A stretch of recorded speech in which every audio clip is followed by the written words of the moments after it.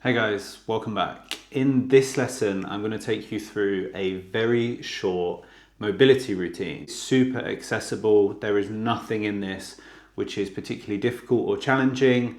And it's simply just a way of calming the nervous system down, but also feeling a little bit more energized, creating a bit more space in those joints and throughout the body. And sometimes getting out of our mind and back into the body is the best thing we can do. Sometimes we don't want or need a lot of movement. Sometimes we don't want to go outside or head to the gym or whatever it is that you choose to do.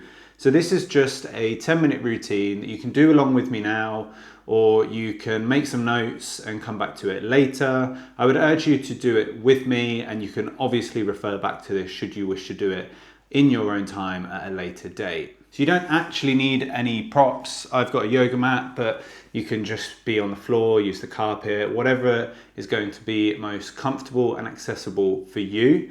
The way that it works is we start down at our ankles and we work all the way up the body and we finish at the head. Start by being sat down.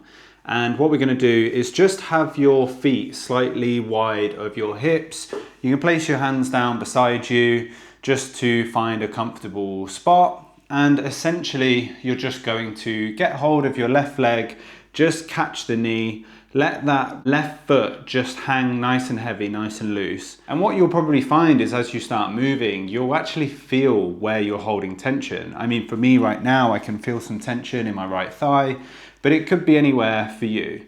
So what we're going to do is once that left ankle is nice and loose, just start to make some full rotations.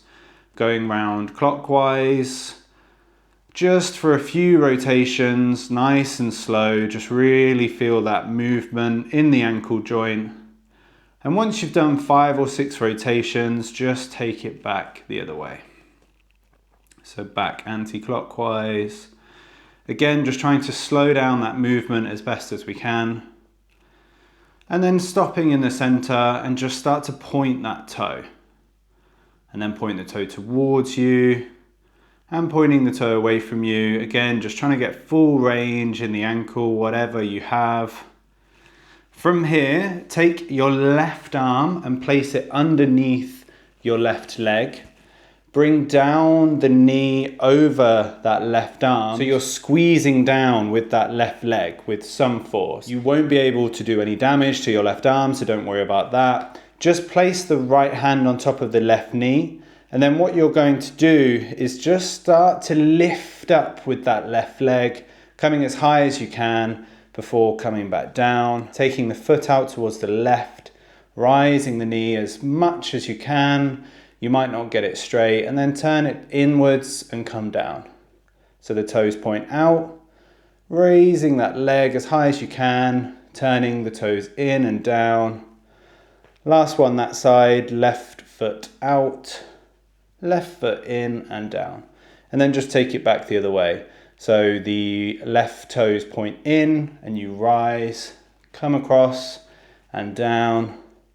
Toes in, we rise, toes out and down. You might hear some clicks, maybe some clunks in that knee. Don't worry about it, it's just making a little bit more space. So just shake that leg off.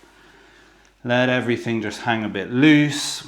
And then taking hold of the right knee. Just start to make those rotations again in that right ankle this time. Maybe noticing if there's any difference, maybe from the right side to the left. And then coming back the other way, rotating the ankle the other way. Just exploring how much space you have in that ankle joint. And then pointing those toes, flexing the foot, and pointing the toe towards you, and pointing it away. Pointing the toes towards you, and pointing it away. Again, taking that right arm underneath that right leg, underneath the kneecap, and then just draw the bottom half of your leg down over that right arm and squeeze. Taking the left arm, taking the left hand on top of the right knee, pointing the toes inwards, we rise, take the toes out and come down. So we're trying to straighten the leg, but you won't necessarily be able to get full range of motion. As you can see, there's still a bend in my leg. So the toes go in and we rise to wherever's comfortable for you, toes out and down, and then we take it back the other way. So toes pointing out, rising up, toes come in and come back down, toes pointing out, we rise, hit the click again, toes come in and down. Last one like that, so toes out and up, toes in and down. So hopefully that should just feel a little bit freer in the knees and the ankles. Maybe there's a bit of tightness in the calves after doing that. And then what we're going to do next is just take those feet out slightly further wide, keeping your hands down by your side, and just start to allow the knees and the hips to rotate into your 90-90 position. So you're just taking those legs down to 90 degrees either side, just alternating those hips. Keep it nice and slow, nice and controlled, raising one leg at a time and just letting the leg follow. Rising that leg all the way up and just allowing the bottom leg to just follow up and over. And what you'll find is there will just be a bit of resistance. There'll be that sweet spot that just starts to pull that bottom leg up. You can slow it right down just to get some real feel in those hip joints, just trying to create as much space as possible before you lift that bottom leg up. Just a few more like these.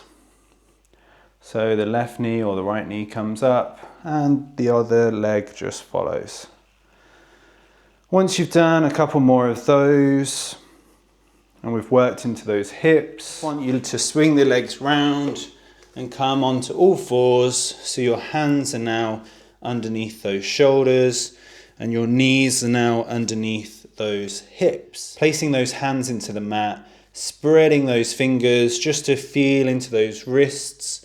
Just start moving forwards and backwards ever so softly, ever so slight.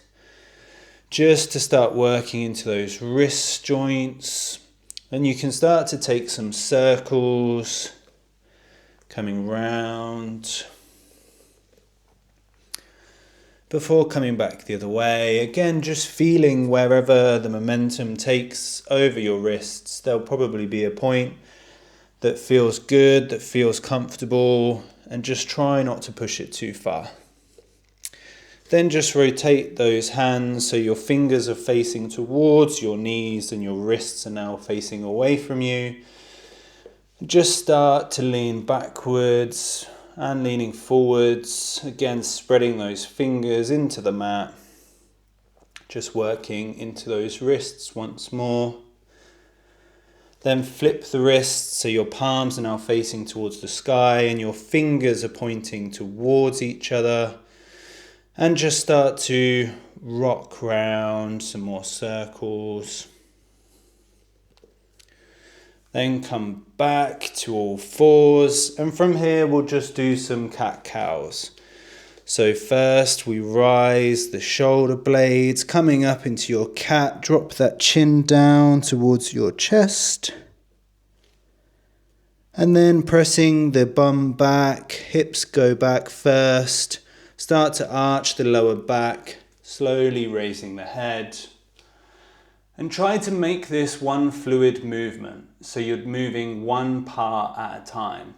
So as you come up, start pressing your hips forward. Naturally, your spine will start to curve and you can keep pressing your shoulders higher, rounding that back before your chin comes down last. And then push the hips back, arching the lower back, one vertebrae at a time, before letting the shoulders fall down, chest comes up, head comes up. Just take one more of each in your own time. Just trying to move one bit at a time, not all at once. And then again, pressing the hips back, arching the lower back, chest comes down, head comes up. From here, just come down onto those knees, just pressing the fingers out just to get into those wrists. And then just a few wrist rotations.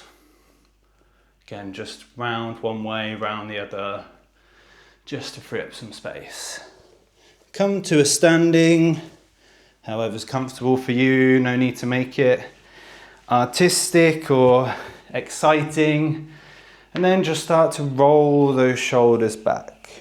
Nice and easy, nice and straightforward. Then roll the shoulders forwards. And then just lifting them up and down